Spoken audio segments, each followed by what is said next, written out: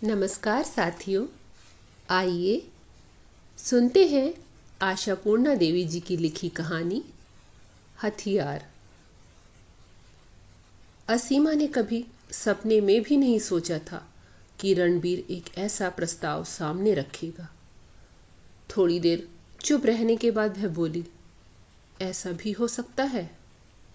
एकदम नामुमकिन भी नहीं है। रणवीर के स्वर में व्यंग के साथ तीखापन भी घुला था। क्यों, इससे क्या गर्दन कट जाएगी? बात गर्दन के कट जाने की नहीं हो रही है, लेकिन असीमा ने आगे जोड़ा, पिछले कई महीनों से भेंट मुलाकात नहीं हुई है। अचानक इतने दिनों के बाद वहां जाकर ऐसा एक प्रस्ताव। ओ हो, रणबीर के स्वर में अब भी वही कड़वाहट घुली हुई थी। उसने कहा, अब ऐसा कौन है भला जो पति और बेटे को लेकर घर गृहस्थी भी करे और प्रथम प्रेम के द्वार पर रोज हाजिरी भी लगाए? बोलो। बस करो, ऐसी बेहुदी बातें ना करो तो अच्छा, असीमा तड़प कर बोली। वाह, पहले तो मैं एक भले आदमी की तरह ही बातें कर रहा था, तुमने ही सारा कुछ तोड़ मरोड़ दिया और मेरा मूड खराब कर दिया। इसमें मुश्किल क्या है भला? कम उम्र में खेला जाने वाला नैन मटक्का लोग आसानी से नहीं भूलते, यह तो तुम मानती हो ना। घोषाल साहब भी अपने शुरू शुरू के दिनों में तुम्हें प्यार भरी नजरों से देखा करते थे। अब अगर आज तुम उनसे कोई अनुरोध करो तो वे उसे पूरा कर खुशी होंगे। असीमा गंभीर हो गई और बोली, आंख मटक्का के बारे में तुम्हारी जानकारी खासी तगड़ी है। खैर, इस बात को जाने दो, और मान लो वे खुश हो भी गए तो मैं भला क्यों कर खुश हो पाऊंगी? तुमने मेरे मान सम्मान के बारे में कभी सोचा भी है? रणबीर को यह सब सुनकर बड़ी हैरानी हुई। वह उसी तेवर में कहता चला गया, इसमें सोचने समझने की बात क्या है भला?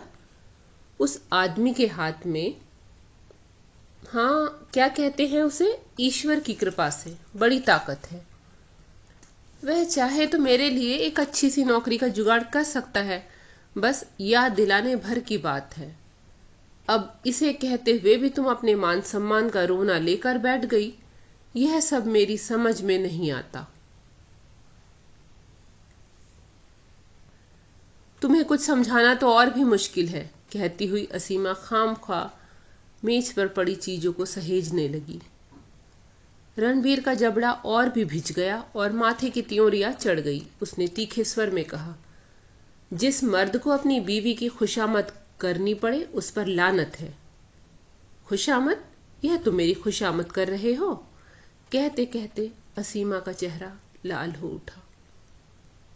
और नहीं तो क्या, रणबीर ने झुंझला कर कहा, इतनी देर से जो कर रहा हूं उसे किसी भी जुबान में खुशामद ही कहेंगे। तुम तो ऐसे बिदक रही हो जैसे कि मैं किसी के घर में आग लगाने को उकसा रहा हूं, जबकि बात कुछ भी नहीं है। तुम्हारे साथ घोषाल साहब की पुरानी जान पहचान है, इसीलिए तुम उनके सामने बड़ी आसानी से मेरी बात रख सकती हो, और तभी तो इतनी चिरौरी कर रहा हूं। अच्छा, इतना आसान है? असीमा के होंठों पर हल्की सी मुस्कान खेल जाती है। सचमुच मीठी मुस्कान की सतरे। इतना आसान है सब कुछ। 11 साल तक कोई भेंट मुलाकात ना होने के बाद देवव्रत के घर जाकर उससे मिले और अपने बेकार पति के लिए कोई नौकरी जुगाड़ कर देने का आग्रह करे, यह सब करना धरना इतना आसान है? रणबीर के हिसाब से तो यह बड़ा सहज जान पड़ता है। देवव्रत इतने दिनों तक असीमा का सहपाठी रहा है और उसके साथ असीमा की गाड़ी छंथी भी रही है। इसे रणबीर जानता है। उसका वही पुराना सहपाठी अब अपनी काबिलियत के बलबूते पर भाग्य लक्ष्मी को अपनी मुट्ठी में कैद किए हुए है। इसकी सूचना भी रणवीर खुद ले आया था असीमा को सुनाने। घोषाल एंड कंपनी के लंबे चौड़े व्यापार और तामझाम के बारे में उसे जैसे ही पता चला, वह असीमा के पास दौड़ा चला आया। असीमा ने इस बारे में कोई जिज्ञासा नहीं दिखाई, बल्कि उसने नाराजगी दिखाते हुए कहा, उसके तामझाम से मुझे क्या लेना देना, जैसा है उसका है, मेरे ठेंगे से। रणवीर ने अपना हाथ नचाकर, मुंह भिचकाकर और कंधे उचकाकर हंसते हंसते बताया, अब चाहे जो हो, कभी तो उसके साथ बड़ा मधुर संबंध था। अब वह 7वें आसमान पर है। यह जानकर तुम्हें खुशी होगी, इसीलिए बता रहा हूं। लेकिन वह जो बता रहा है वह तो कोई और बात है, और उससे जुड़ा जो संकट है वह तो और भी भारी है। देवव्रत एक बहुत बड़ी कंपनी का भागीदार है। अगर वह चाहे तो चुटकी बजाते किसी को भी नौकरी दे सकता है। इसीलिए उसके पास जाकर गिड़गिड़ाओ कि मेरे पति को अपने अधीन बहाल कर लो। नौकरी ना होने के कारण मैं बाल बच्चों के साथ बड़ी मुसीबत में फंस गई हूं। छी छी छी। असीमा ने संयत स्वर में कहा, सहज बने रहने और झेलने का मादा सब में एक जैसा नहीं होता। वैसे मैं तुमसे ही पूछ रही हूं, क्या तुम उसके मातहत काम कर सकोगे? क्यों नहीं? भला इसमें पूछने की ऐसी क्या बात है? रणवीर ने अपना मुंह उल्लू की तरह फैला दिया और बोला, भिखमंगे की भी कोई इज्जत होती है। काम नहीं कर पाऊंगा, तुम ऐसा क्यों कह रही हो? अब मैं उसके साथ कोई हाथापाई या मुठभेड़ के लिए तो नहीं जा रहा हूं। वह तो मुझे जानता भी नहीं। तभी तो मैं तुम्हें यह पट्टी पढ़ा रहा हूं कि तुम उसके पास कुछ इस तरह जाना जैसे कि चोरी चोरी मिलने आई हो। मैं, जैसा कि नियम है, पूरी औपचारिकता के साथ वहां नौकरी के लिए आवेदन दूंगा। तुम उसे मेरा नाम पता बताकर मेरे मामले में थोड़ा ध्यान देने का अनुरोध कराओगी। बस बातों बातों में बन गई बात। उसके बाद कौन किसको डालने जाता है घास, और वह ठहरा खुद कंपनी के मालिकों में एक। उसके सामने छोटे मोटे कारिंदों की क्या बिसात। आसिमा ने गंभीर स्वर में पूछा, और अगर वह मुझे पहचान ना पाया तो? बड़े लोगों का अपने गरीब दोस्तों को भूल जाना ही ज्यादा सुविधाजनक और स्वाभाविक होता है। मान लो वह मुझे पहचान ना पाए या पहचानने से मुकर जाए तो? तुम तो खामख्वाह बात का बतंगड़ बना रही हो। रणवीर ने मुस्कुराते हुए आगे जोड़ा, तुम अच्छी तरह जानती हो कि वह तुम्हें पहचान लेगा। मैं भी इसे खूब जानता हूं। जिसने तुम्हें एक बार देख लिया वह जिंदगी भर भूल नहीं सकता। असीमा का चेहरा एक बार फिर लाल हो गया, लेकिन उसमें कोई उतावलापन नहीं था। उसने बड़ी शांति से ही कहा, मान लो उसने पहचान भी लिया, लेकिन इस बात की क्या गारंटी है कि वह मेरा अनुरोध स्वीकार कर लेगा? ऐसा ना हुआ तो मेरी इज्जत तो मिल गई माटी में। अनुरोध रखेगा कि नहीं, इस बात की कोई गारंटी नहीं, रणवीर ने कुटिल हंसी के साथ कहा। इसकी गारंटी है, जरूर है, 100% है, मुझे मालूम है। असीमा का चेहरा तमतमा उठा था। ऐसा लग रहा था कि वह अब अपनी जबान को काबू में रख नहीं पा रही है। तभी बोली, अगर तुम्हें मालूम है तो मुझे किस साहस के बूते पर वहां भेज रहे हो? अजीब परेशानी है, तुम मजाक तक नहीं समझती। रणवीर एक बार फिर ठठाकर हंस पड़ा और फिर बोला, क्या तुम समझ नहीं पाती? तुम ही हो मेरा साहस, मेरी शक्ति। मजाक की बात छोड़ो, घोषाल साहब पुरानी दोस्ती के नाते कभी ना नहीं कर पाएंगे, यह निश्चित है। अगर मैं भी उनकी जगह होता तो कभी ना नहीं कर पाता। तो फिर ठीक है, मर्द ही मर्दों की बात समझ सकते हैं, लेकिन मैं यह सब नहीं कर पाऊंगी। नहीं कर पाओगी? इतनी देर के बाद दो टूक जवाब दे रही हो कि मैं नहीं कर पाऊंगी। जवाब ना दूं तो और क्या करूं जो कर नहीं सकती? हां, तुम भला करोगी क्यों? रणवीर ने उत्तेजित होते हुए कहा, तुम्हारी इज्जत मिट्टी में मिल नहीं जाएगी। तुम्हारा सम्मान भला नहीं ढह जाएगा? मैं पूछता हूँ, मान सम्मान जैसी कोई चीज रह भी गई है हमारे पास? तुमने अपने चारों तरफ गौर से कभी देखा भी है? घर गृहस्थी के बारे में सोचा है? दोनों बच्चों की ओर तुम्हारा ध्यान जाता भी है? पुराने तौर तरीके वाले घर संसार में घर का अकेला कमाने धमाने वाला ही अगर पिछले 17 महीनों से चुपचाप बैठा रहे और जिसे यह संसार चलाना पड़ता है, उसे यह सब जानने समझने के लिए बाहर देखने की जरूरत कभी पड़ती भी है भला? तो भी असीमा ने अपनी सूनी आंखों से एक बार सब कुछ निहारा और उसकी सूनी नजरें पति पर आकर टिक गई।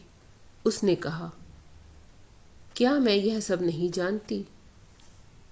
इसका कोई लक्षण तो मैं नहीं देखता।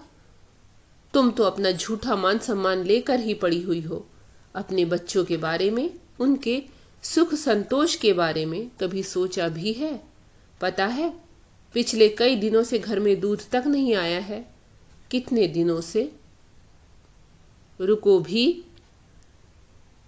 रणबीर यह सोच रहा था कि नारी का हृदय इन बातों को सुनकर पसीज उठता है, लेकिन असीमा के मुंह से रुको भी सुनकर उसका रहा सहा विश्वास भी दिख गया। लगता है अब कोई दूसरा उपाय ढूंढ निकालना होगा। इस बीच उसके चेहरे पर कई तरह के भाव आते जाते रहे। अपने चेहरे को विकृत और कठोर बनाते हुए उसने अपनी बात को आगे बढ़ाया। अच्छा, तो अब तुम्हारी डांट भी खानी पड़ेगी? ठीक ही तो है, बेकार आदमी का कैसा मान सम्मान। अच्छा, तो अब भीख मांग कर ही गुजारा करूंगा। पति फुटपाथ पर खड़ा होकर भीख मांगेगा और बच्चे भूख से बिलबिला कर चूहे की तरह मरते चले जाएंगे। पट पट। लेकिन इन सारी बातों से हमारी महारानी का क्या बिगड़ जाएगा? उनकी शान को कोई बट्टा ना लगे। लगता है इस बार रणवीर ने जबरदस्त जाल बिछाया था। अब की बार असीमा क्या बहाना करेगी? रणवीर दबी छिपी नजरों से असीमा की ओर देख रहा था। वह ये जानना चाहता था कि उसकी इस चाल की उस पर क्या प्रतिक्रिया हुई है, लेकिन वह ठीक से समझ ना पाया। असीमा के चेहरे पर गुस्सा, अपमान, दुख या अभिमान का कोई भाव ना था। हाँ, चेहरे पर एक तरह की कठोरता अवश्य आ गई थी, जैसा कि पत्थर की मूर्ति में होती है।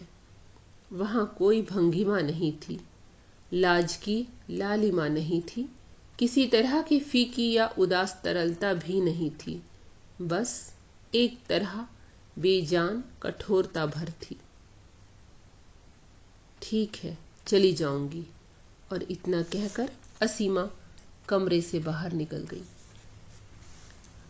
रणबीर अब थोड़ा बहुत निश्चित रह सकता था।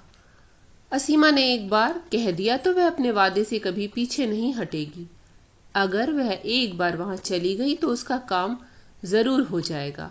रणबीर को इस बात का पक्का भरोसा है।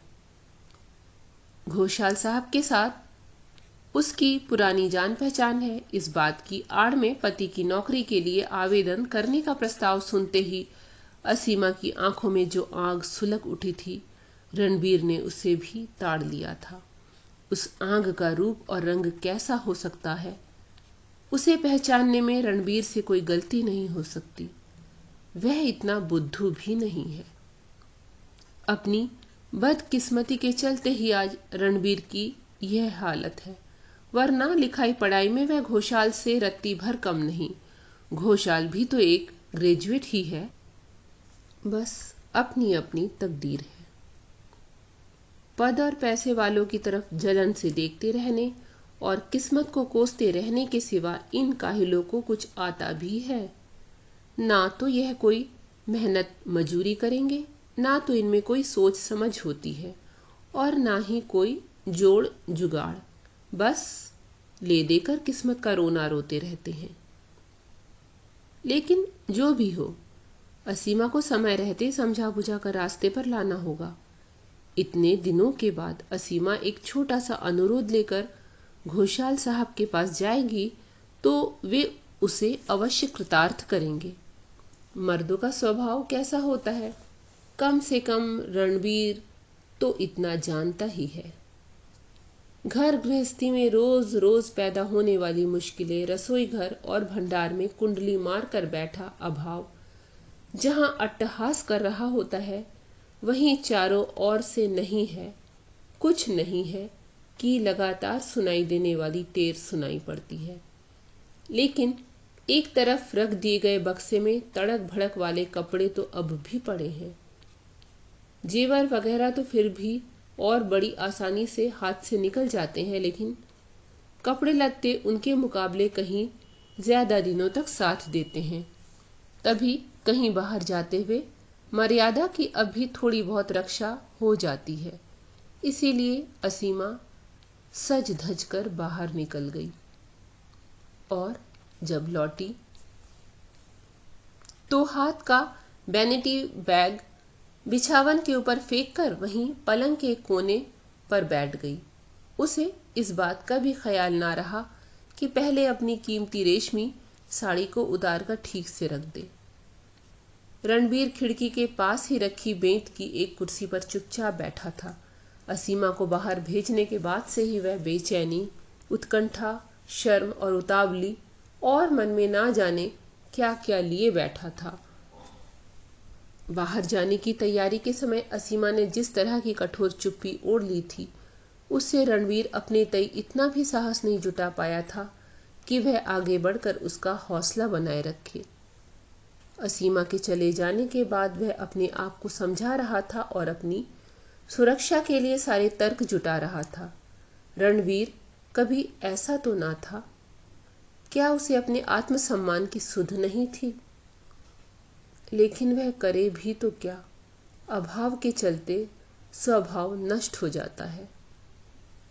रणवीर 2 मिनट तक खामोश पड़ा रहा, यह जानने के लिए कि असीमा अपनी तरफ से क्या कहती, क्या करती है।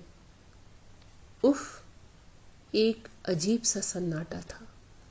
एक एक मिनट, एक घंटा जान पड़ रहा था। नहीं, अब नहीं सही जाएगी ये चुप्पी। इसीलिए 2 मिनट तक इंतजार करते रहने के बाद उसने कुर्सी को थोड़ा सा घुमाया और फिर झटके के साथ बोल उठा, जैसा कि तुम्हारा डर था, कहीं वही बात तो नहीं हुई? तुम्हारा वह रईस दोस्त तुम्हें पहचान नहीं पाया? असीमा उठ खड़ी हुई, रणवीर के सामने तन कर। उसके होठों के कोनों पर व्यंग भरी मुस्कान खेल रही थी। भला पहचान कैसे नहीं पाता? जिसने भी मुझे एक बार देख लिया, वह भला कभी भूल सकता है मुझे? रणवीर ने असीमा की तरफ देखा, सिर से पांव तक। असीमा का वह तेवर कोई नई बात नहीं है, बस भूली हुई सी लगती है। महीनों हो गए असीमा का मेकअप से सजा संवरा और निखरा ऐसा खूबसूरत चेहरा देखा नहीं था, और एक खास अदा के साथ रेशम की साड़ी में लिपटी उसकी यह सुडौल काया। क्या इससे रणवीर को खुशी हुई? अगर ऐसा होता तो उसकी आंखें सुलग नहीं उठती इस तरह। उसने अपना हाथ पिछले 3-4 दिनों से गालों पर उगाई दाढ़ी पर यूं ही फिराया। इसके बाद बड़ी मुश्किल से उगाई गई हंसी के साथ बोला, मेरे ही हथियार से मेरा कत्ल किए जा रही हो। तुम्हारे वहां जाने का क्या नतीजा निकला आखिर? अपना उतरा चेहरा देख रही हो? तो और क्या करूं? असीमा ने जैसे बड़ी हेठी के साथ होठों को भींचते हुए कहा। 275 रुपए की एक छोटी सी नौकरी मिल भी गई तो मारे खुशी के नाचने लगूं। कोई बात हुई? 275? 275 रुपए की नौकरी? रणबीर को उसकी पिछली नौकरी में भी कभी इतनी रकम नहीं मिलती थी।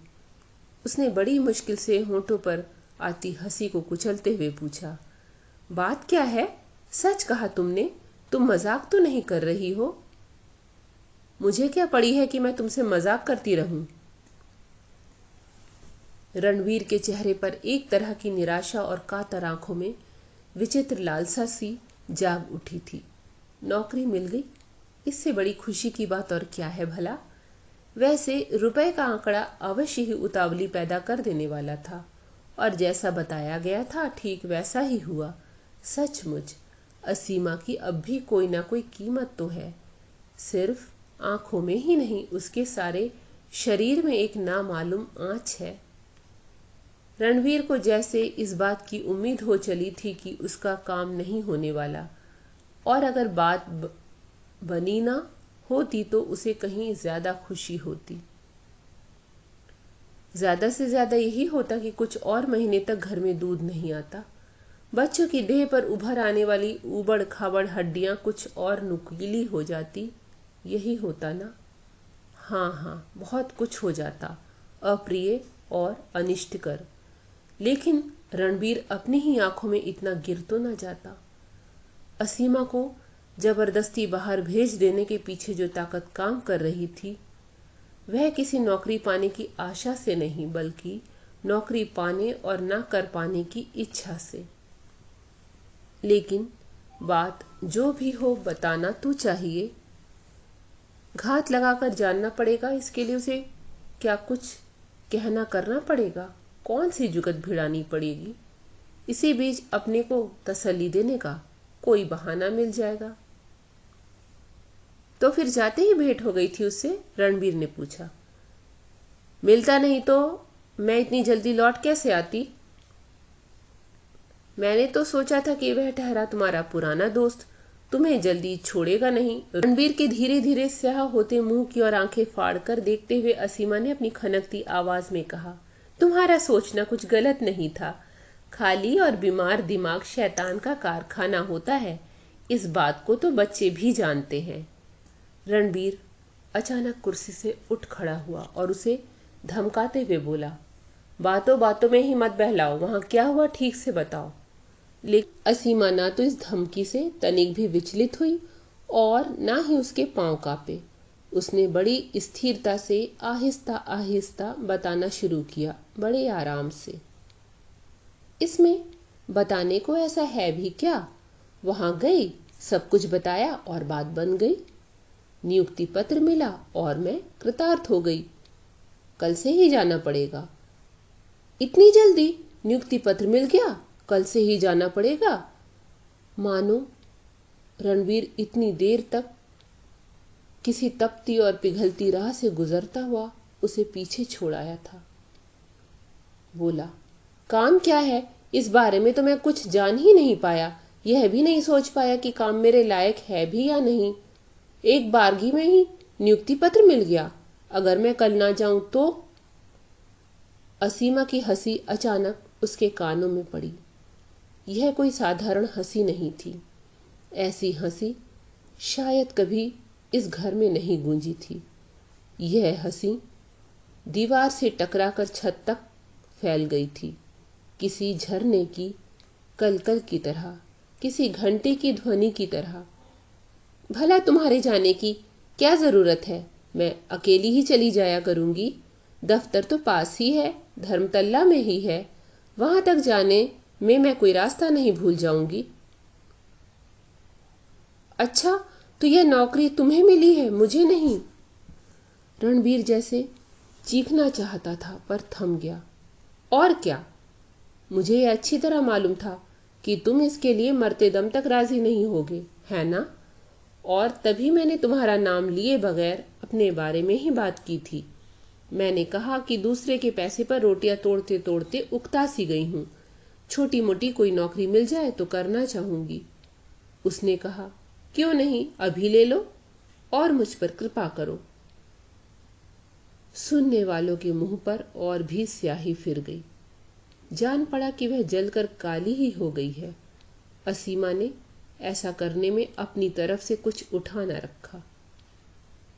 जो स्त्री अपने छोटे से एकांत और शांत घर संसार में आग लगाने को मजबूर की गई थी, उसे अब एक पराये घर में आग लगाते हुए भला क्यों हिचक होती।